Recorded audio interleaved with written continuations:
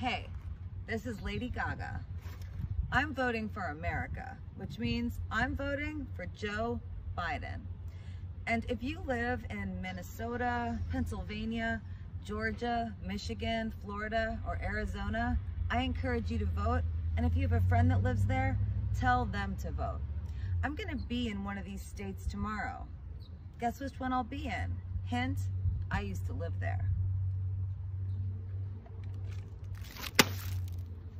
Cheers to the 2020 election.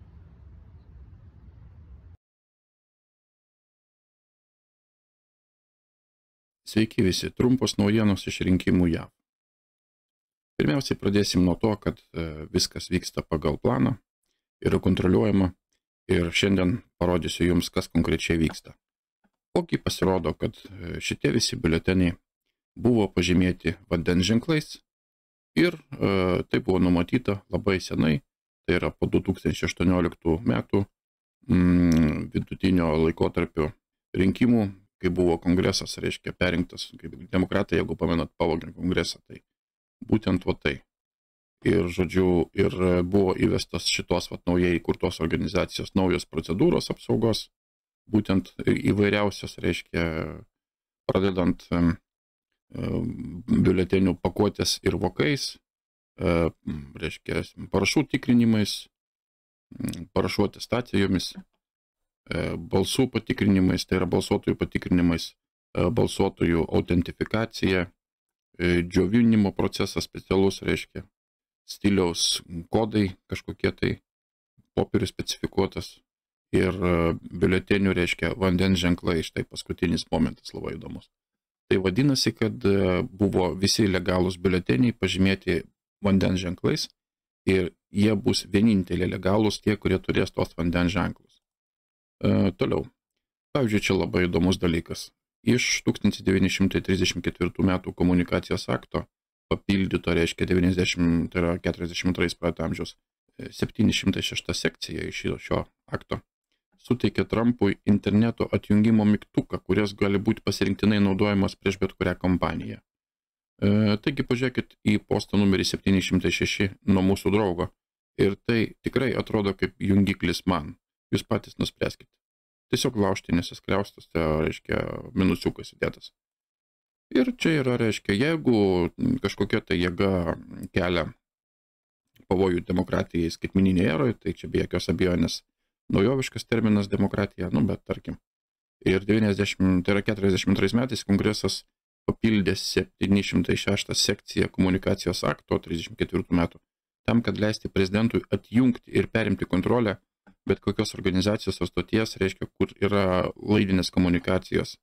Tai šio laikinis atitikmuo tai būtų, sakykime, internetas, jau nebėra laidinių komunikacijų stočių tokių, kaip tada būdavo. Tai va, ir šitą proklamaciją yra tokia maždaug, kad jeigu yra grėsmė valstybei būti įtrauktai, reiškia, Jungtinėms valstybėms būti įtrauktoms į karą. Taigi yra viskas aprašyta ir pagal šitą komunikacijos aktą 706 sekcija bus pradėtas vykdyti teisingumas socialinės medijos atžvilgių. Čia va. You work at the mail or polling place, you gotta do what you gotta do. Sako, kai tu gyveni, tai yra dirbi pašte, kaip pašto darbuotojas, tai tu turi padaryti, ką turi padaryti. Yeah, fuck Trump. Jisai labai myli Trumpą dar prie to pačio. Tai va. Toliau, čia yra įdomu. Netikri biuleteniai neturi slapto validacijos ženklinimo, kurį, reiškia, nacionalinė saugumos agentūra panaudoja spausdinant tikrus biuletenius. Jūsgi nemanot, kad Trumpas įspėjo apie šitos dalykus prieš porą metų jau ir kad jisai nieko nesijėmė ir neturi jokio sprendimo, kaip nuo to apsisaugoti dabar. Ir čia yra, reiškia, mašininis identifikacijos kodas. Mašininis identifikacijos kodas, MIC, taip pat žinomas kaip printeris stenografija, geltoni taškai, sekimo taškai arba slapti taškai, yra skaitmeninis vandens ženklas, kuriuos tam tikrų spalvų, reiškia, lazeriniai printeriai ir kopijuokliai palieka ant kiekvieno atskirai išspausdinto lapo, kas leidžia identifikuoti būtent įrenginį, kuriame buvo dokumentas išspausdintas. ir taip pat suteikė užuominų apie šio daikto, apie šių dokumentų kilmę. Buvo tai pagaminta ir išrasta, reiškia, Xeroxo ir Canono 80-ųjų vidury praeito amžiaus, ir šito dalyko egzistavimas patapo viešu tik tais 2004.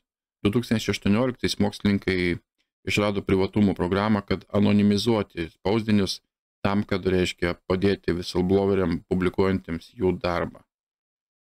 Tai vat, ir čia yra lazerinių printerių padaryti taškeliai, čia kiekvienas printeris turi savo parašą, galima sakyti, savo braižą. Arba čia, pavyzdžiui, moteriškė tiesiog eina miestu ir mato, kaip yra kraunami biuleteniai valstijoje, kuri jau atseit pridavė rezultatus. Are you guys collecting ballots? Yeah. I thought they collected them all. I just want to document. No, we're still collecting. How much? Wait, but how come they already called the state? Because these are mail-in ballots. It's different. Are there a ton in there? Yeah. Jis sako, čia yra paštu atvesti biuleteniai. Ir na, jos čia kalbina, bando su jais pabendrauti, bet jie, aišku, atsisako su jie bendrauti, paskui pradeda dėl kaukas kabinėtis ir panašiai. Žodžiu, atsifutbolinai dirbo vidury baltos dienos tai, kad dirbo.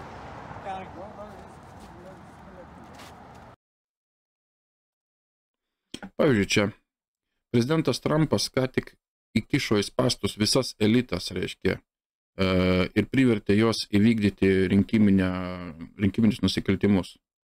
Ir Trumpo landslaidas artėja, ir jis iš tikrųjų artėja. Taigi, prezidentas Trumpas 22 birželio 2020 metų parašė, kad šitie 2020 metų rinkimai yra jau iš anksto, reiškia, užtaisyti, kaip rinkti čia, iškraipyti. Milijonai paštu siunčiamų biuletenių bus atspausdinti užsienio šalių ir kitų. Tai bus skandalas, didžiausias visų mūsų laikų, reiškia visų mūsų laikų skandalas. Tai va. Ir demokratai dabar spausdina papildomus biuletenius jau be šito specialiaus žymėjimo. Visa tai yra armijos, reiškia, speciali operacija. Ir po to, kai bus išnaikinti visi netikri biuleteniai iš visur, Trumpo laimėjimas landslaidų bus, reiškia, patvirtintas. Laimėjimas landslaidų, jeigu tai paaiškinti, yra landslaidai yra nuošliauža. O čia turim omeny, kad labai daug žmonių balsuos, reiškia. O čia vat įdomi. Tai yra pralaimėjimas. Panaudoti virusą, reiškia, tam, kad sukelti pandemiją, tam, kad suorganizuoti paštu siunčiamus biuletenius.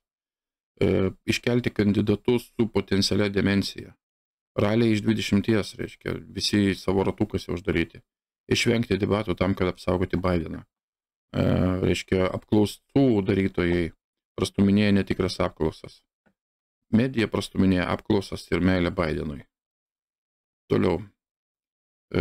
Parlamento vietas perkantis balsai. Perkami balsai.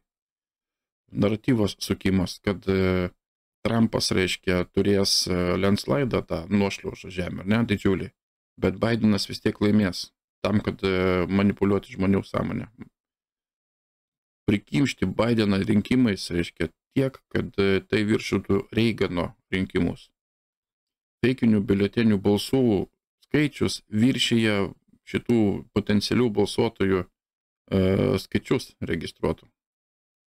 Negyvi žmonės balsavo už Bideną. Sugadinti kažkokie, reiškia, įrenginiai, sugadintos mašinos ir jokių respublikonų, kurie galėtų tą dalyką stebėti, jų neįleidžia niekur. Sustabdymas balsų skaičiavimo pačią, reiškia, rinkimų naktį tam, kad duoti laiko pavogti rinkimus.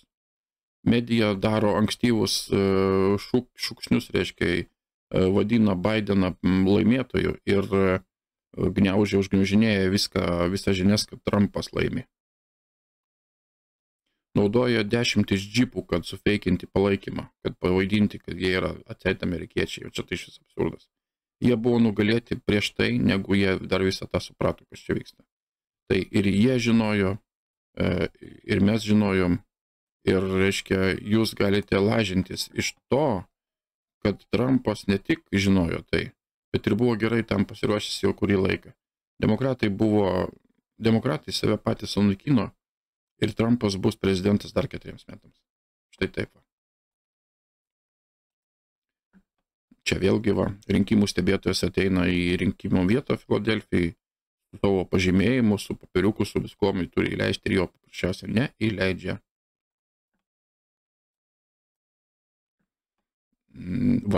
O štai čia yra įrašas, kuris rodo, kai buvo atvežta į Detroitą 130 viršum tūkstančių netikrų biuletenių už Bideną. Reiškia, po rinkimų dienos tą rytą. Ir po šito dalyko buvo sutrumpintas, reiškia, sumažinta Trumpo persvara labai stipriai. Tai 130 tūkstančių ir daugiau. Tai yra labai rimtai. Alright guys, so this is in Detroit, Michigan. This is video from the Louder with Crowder stream. This took place last night. In the middle of the night. Okay, here we go. Look at these people. They're bringing in ballots and coolers.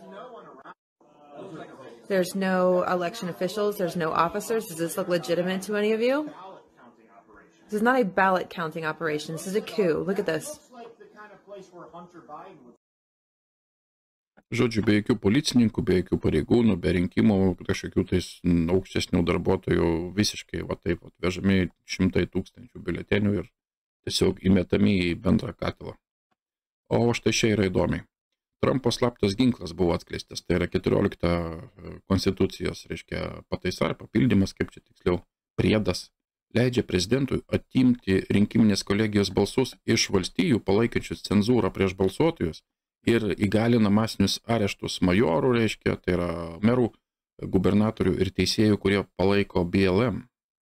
Ypatingai 14 priedas, reiškia, leidžia Jungtinių valstijų prezidentui daryti štai ką.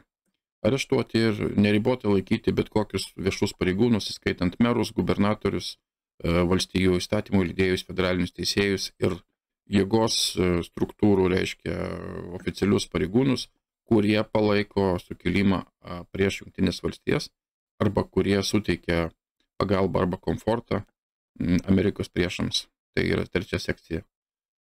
Taipogi gali panaikinti parlamentų rūmų pozicijas Kalifornijos ir kitų valstijų, kurios yra įsitraukusios į didžiosios technikos palaikymą cenzūros šitos jų platformose, reiškia, ir kad tie dalykai palaiko sukilimą prieš Jungtinės valstijas ir atgraso teisę balsuoti turinčius piliečius dalyvauti šitos rinkimuose per cenzūrą.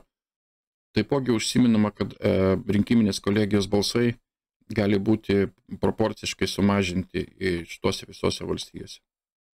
Taigi panaikinti visą federalinį finansinį palaikymą šitiems miestams iš tom valstijoms, kurios yra įsitraukusios į sukilimą ir riaušes, tai yra maištą prieš Jungtinės valstijas. Sekcija 3 ypatingai pabrėžia, kad ir bet kokius pareiškimus ir pareikalavimus skirti federalinių pinigų tokioms valstijoms reikėtų laikyti nelegaliais ir negaliojančiais. Čia pagal 4 sekciją.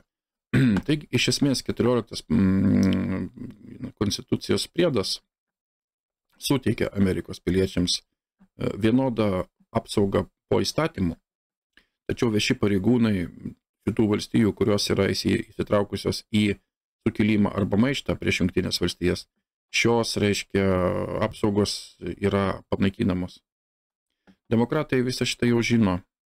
Tai yra būtent, kodėl jie toliau siekia plano sukelti rinkiminį chaosą, tikėdamasi įvesti visą rinkiminį procesą į masinį sumišimą, nuo kurio jie planuoja pradėti nelegalų perversmą tam, kad panaikinti Trumpą iš ofiso ir sugriebti politinę jėgą virš visos nacijos. Gudrus planas, ar ne? Arba čia, pavyzdžiui, irgi va. Tiesiog ištisai sunkvežimiai su biuleteniais. Sunkvežimiai, ir pažiūrėkit, kokie kiekiai. Bet tami lauk yra, reiškia, už Trumpą balsų. Ką šitie nusikaltėliai sau leidžia daryti? Desperadiškai šitaip.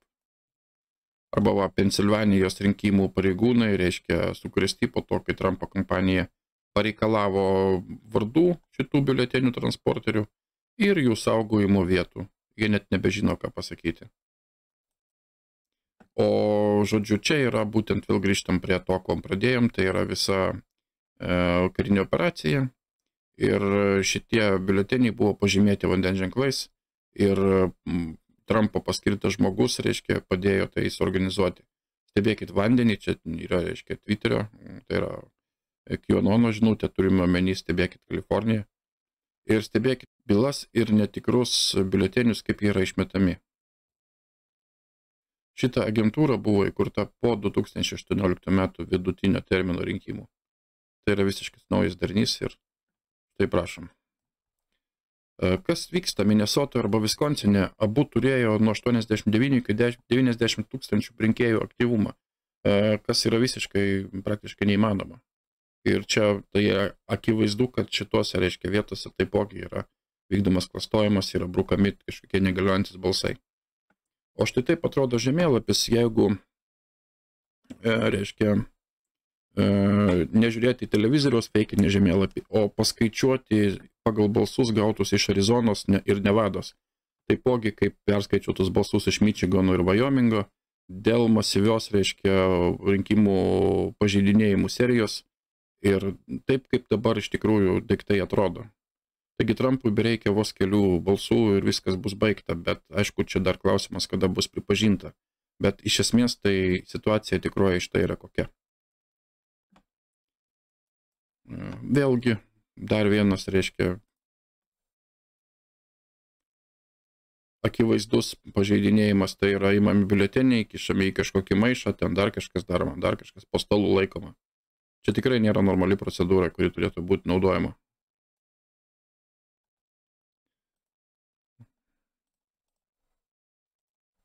Arba, pavyzdžiui, šičiava. Lagaminai ir kuleriai, tai čia dėžės, aš įtariu kažkokios, įvežti į Detroito balsavimo centrą 4 ryto, reiškia tiesiai į apsaugotą skaičiavimo areną, plotą. Ir štai, ir štai kaip yra šitie rinkimai vagiami, mielieji. Klausimas, kaip 71 milijonas žmonių prabalsavo už žmogų su visiškai akivaizdžia demencija, kuris gulosi į lovą 5 valandą vakaro, kuris negali surinkti 20 žmonių į ralį ir kuris turi nuomotis krūvą džipų tam, kad, reiškia, sudaryti vaizdą, kad turi didžiulį palaikymą, reiškia, prieš visuomenę rinkimų naktį. Kaip gali būti, kad jisai gavo daugiau balsų negu Obama 2008-2012? Atsakymas ne, negali būti taip. Viskas čia aišku. Arba šį čia, pavyzdžiui, va. Žmogus kažkoks labai piktas, pamato biuletenį su kažkuom tais, vat ir pradeda nervuotis, žodžiu, pradeda glamžytos biuletenis, mesti laukan, jisai mato, kiek yra biuletenių ir jisai mato, kaip jo mylimi demokratai prakišinėja. Dabar jūs žinote, kad šitie rinkimai buvo suklastoti, reiškia. O kodėl? O todėl, kad Bidenas daugiau balsų laimėjo negu bet koks prezidentų kandidatas istorijoje, įsivaizduokit. Nu, kaip taip gali būti, nu. Jo. O štai čia CNN klipukas yra, kur jie sureaguoja į staigų pasikeitimą ir jie pamato klastojimo momentą, neįkainamą reakciją ir kaip jie šitą visą nepasimesdami praktiškai labai sunkiai pastebėti, bet pastebėti galima, bet kaip jie pradeda paskui iš karto vartytis ir raitytis ištisai. Na, įdomu, CNN jau, kaip sakant, pradeda irgi. Tik pagalvokite apie tai. Kas suvienytų visą šalį, reiškia, dėl vienos kažkokios problemos, kuri būtų tiesiog rinkimų klastojimas. Ugi tai, kad jeigu abi pusės jaustųsi, kad jie yra šito klastojimo aukos. Tai turėjo būti taip artima tam, kad, reiškia, abi pusės galėtų kaltinti vieną kitą ir reikalauti veiksmų. Trumpas laimės 200-700. Liberalai galvoja, kad jie vis tiek pavogė kažkaip tai kažkokiu būdu. O patriotai atskleis, reiškia, milijonus netikrų tų biuletenių ir tiesa bus atskleista, pasitikėkit planu. Tai būtent, mėlėjai, pasitikėkit planu, jis vyksta. Arba čia, pavyzdžiui, dar vienas va. Tiesioginiam eterį per televizorių. Vyksta, va, prašau, judesys su biuleteniais per tiesioginę televiziją. Metami lauk biuleteniai, įsivaizduokit. Na ir paskutinė žinutė, tai yra tokia, irgi buvo mintis jau anksčiau, kad, reiškia, įkišimas biuletenių pateiktų iš kitos šalies yra paprasčiausiai išdavystė. Ir negalima šito labai lengvai paskui išsukti ir abejoti tokiu būdu, kad tai yra kompleksinė išdavystė, tokia pat kaip, pavyzdžiui, Uranium 1 skandalas arba Russiageitas ir tai, kai atstovauja šitas problemas. Ir štai jums yra įdomi mintis, tiesiog spekulacija. Nacionalinės saugumo agentūros vadas pasakė, kad jie apsaugo jų, reiškia, rinkimus nuo užsienio įsikišimo. Ir kas būtų, jeigu galėtų jie įrodyti, kad šitie papildomi biuleteniai rasti, reiškia, vidury nakties, 4 ryto, kai pasibaigė skaičiavimai, buvo iš užsienio valstybės. O jie buvo iš Kinijos. Taigi, mėlėjai, įsivaizduoju dabar, kokios problemos yra pas tą kompaniją, kuri viso iš to užsiminėja. Tai va, o šiam kartui tiek žinių. Dėkoju jums visiems už klausimą, dėkoju be jokios abejonės už palaikymą ir paramą. Dalinkitės mūsų filmais, siūskit, nuorodos dėkit, platinkit. Ir šitos žinios yra dabar ypatingai svarbios ir manau, kad mes dar šiandien susiklausysime. Tai iki.